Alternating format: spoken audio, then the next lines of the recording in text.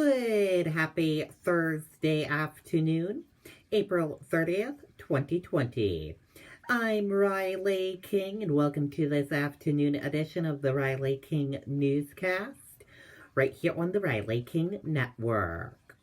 We have a lot of news to get to this afternoon, so let's begin. First up, COVID-19 in New Hampshire. Important information. Let's take a look. And here is a look at that COVID-19 in New Hampshire important information. There are 2,054 number of people in New Hampshire who have tested positive for COVID-19. 1,034,884 number of people in the United States who have tested positive. 66 number of deaths from COVID-19 in New Hampshire. 259 number of people who have been hospitalized with COVID-19 in New Hampshire. And 60,027 number of deaths from COVID-19 in the United States. This map of New Hampshire shows you where cases of COVID-19 are in towns and cities of New Hampshire. Salem, 143. This chart here, new cases each day in New Hampshire in the purple, daily new positive COVID-19 cases. In the orange, new hospitalizations, and in the red are the deaths. And this chart here shows you current cases. Total current COVID-19 cases are in the purple, and current hospitalizations are in the orange. Cumulative totals. This chart is the cumulative totals. In the purple, total COVID-19 cases. In the orange, total hospitalizations. In the red, deaths. In the blue, recovered. This chart here shows you by age group. This chart here shows you by female and male. And this chart here shows you risk information. And then this chart here shows you race/ethnicity cases. And this chart here, percent of New Hampshire population.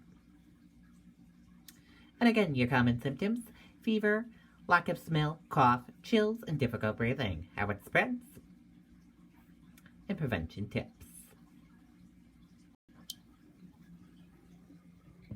Be sure to stay with the Riley King Network for the latest of COVID-19 information. Shipment of protective gear for New Hampshire, Veterans Affairs, hospitals, headed to Manchester. 110,000 pounds of gear shipped from China with help from inventor Dean Kamen. A plane loaded with 110,000 pounds of personal protective equipment destined for Granite State hospitals and Veteran Affairs hospitals across the country is on its way to New Hampshire on Thursday, state officials said.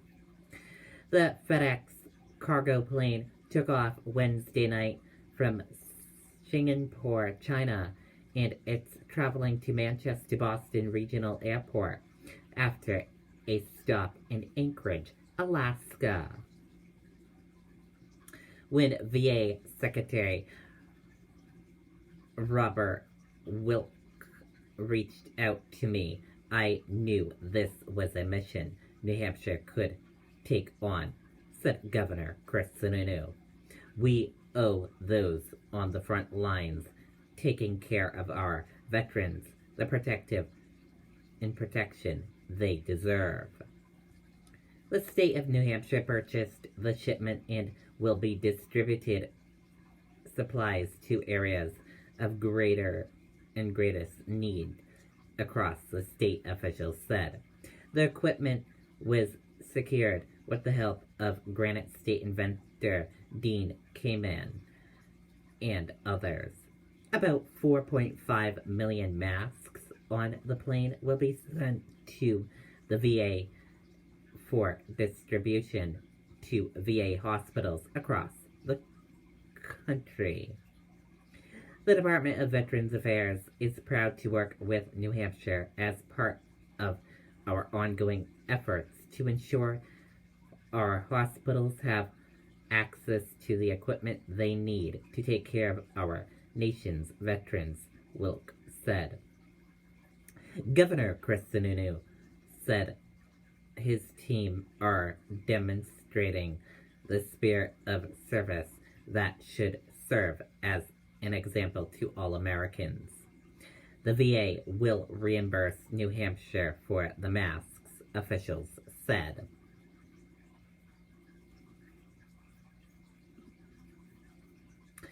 And currently, right now in Massachusetts governor is speaking right now. Let's listen to some of that.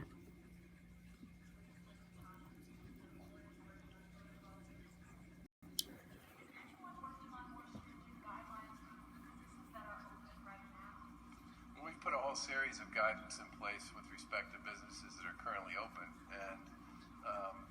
and those guidances and advisories, and in some cases orders, remain in place.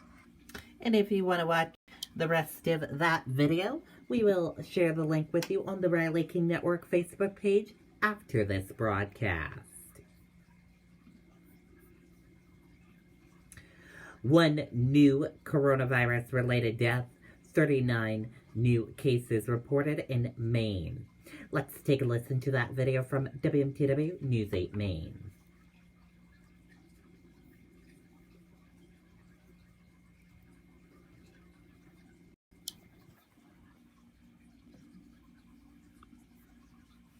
Getting you. Say hello.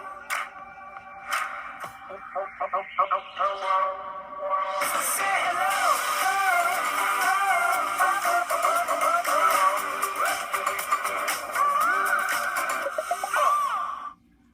From the Maine CDC this afternoon, there are now 1,095 total cases.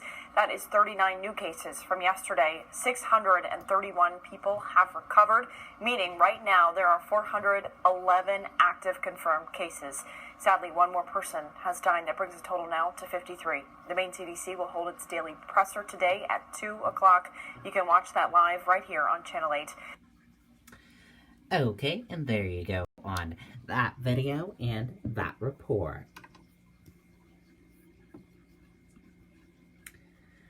Pressure to reopen. 11 states have already begun easing restriction on businesses, with 7 more to follow by the end of the week. But Arizona and Nevada are now extending their stay-at-home orders.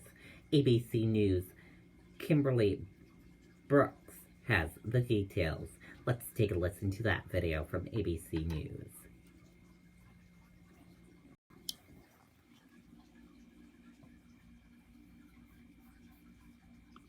This morning, Florida is the latest state announcing plans to gradually reopen. I deliberately erred on the side of taking measured steps, kind of even a baby step, to return to not normal where we were, but to start us on the road to a brighter day.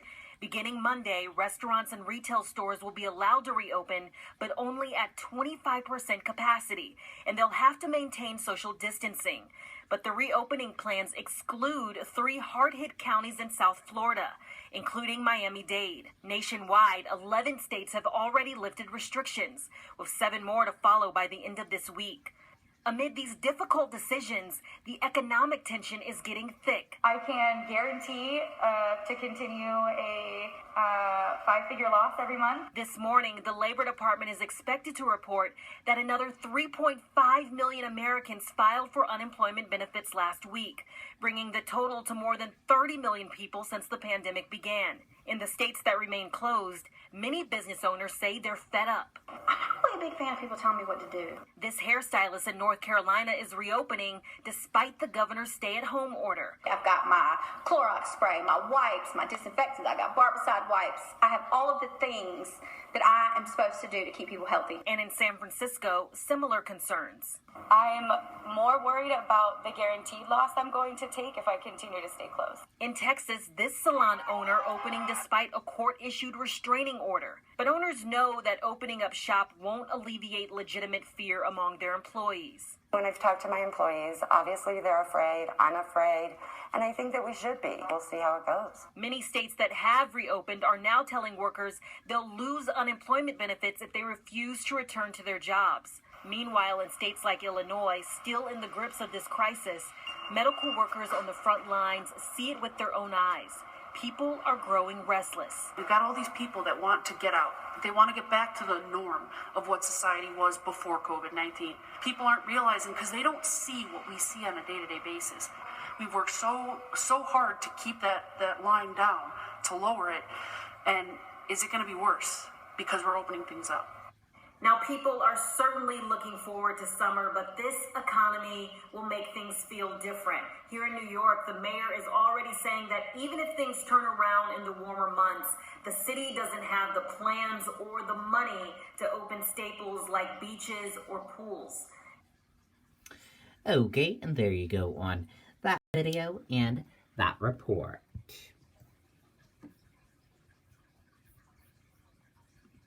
That was Kimberly Brooks from ABC News reporting. Stocks extend month-end drop. Dow now down 400 points.